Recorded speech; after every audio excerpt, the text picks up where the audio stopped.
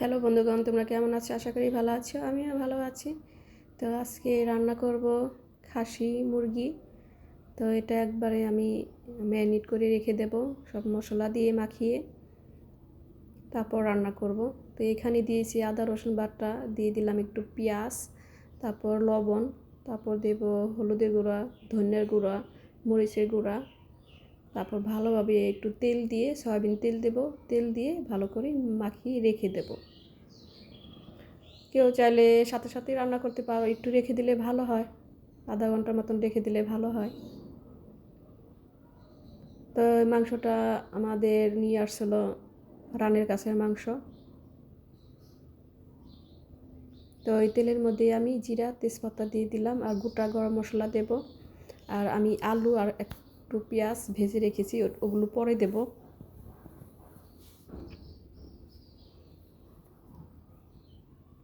এই মাংসগুলো কিন্তু ভালোভাবে রান্না করতে পারলে খাসি খাসি লাগে, খাসির মাংস মতনই লাগে প্রায়।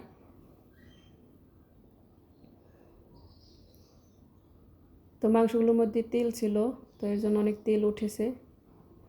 তো এখানে আমি যে তেল দিয়েছি এর থেকে অনেক বেশি তেল বের হয়েছে, সব তেল গলে গিয়েছিল আর কি। তো এখন এই পেঁয়াজটা আমি একটু ভালোভাবে ভেজে নেব। আর এদিকে এই যে ম্যারিনেট করে রেখেছিলাম মাংস, তো ওটা এখন দিয়ে দেব। সাথে দিয়েছি কাঁচামরিচ।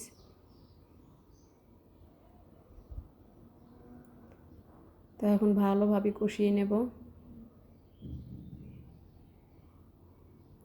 তো কড়াইটা নড়তেছিল, একটু সমস্যাই হচ্ছিল, হাতে যেহেতু ক্যামেরা ধরেছি। আমার স্ট্যান্ড বড়টা আছে, ওইটা মাঝে মধ্যে লাগাই, আবার লাগাই না, আলসি লাগে। আর আমাদের এই জ্বালানায় এই টাইমে, রান্নার টাইমে এরকম রোদ আসে।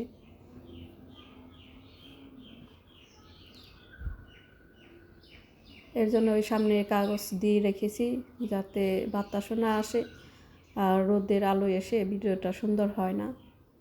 তো এই যে দেখো কত তেল বের হয়ে গেছে গা, কষাইতে কষাইতে অনেক তেল বের হয়েছে। আমি এগুলা সব রেখে দেব না, অনেকটাই তেল ফেলে দেব যেহেতু অনেক তেল বের হয়েছে।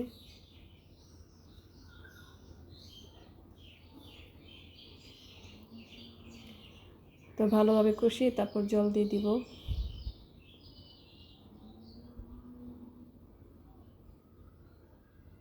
কত তেল বের হয়েছে।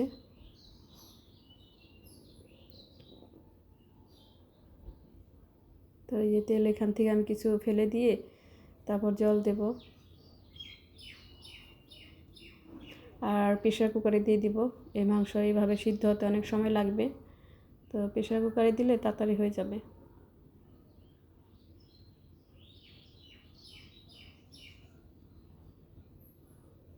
তো এই মাংসটা, এই খাসি মুরগির মাংসটা এইভাবে রান্না করলে কিন্তু বেশি ভালো হয়, ম্যারিনেট করে রেখে দিলে। আর সময় না থাকলে হয়তো তখন এইভাবে রান্না করতে হয়। আমি এখানে মাংসটা সিদ্ধ করে নিয়েছি। তো এখন লাস্টে একটু জিরার গুঁড়ো আর গরম মশলা গুঁড়ো দিয়ে নামিয়ে নেব।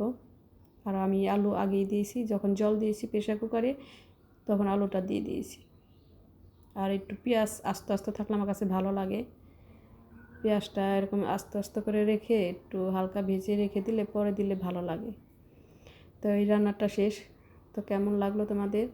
যদি ভালো লাগে তাহলে অবশ্যই একটা লাইক কমেন্টস করবে আর আমার চ্যানেলটা সাবস্ক্রাইব করে দিবে।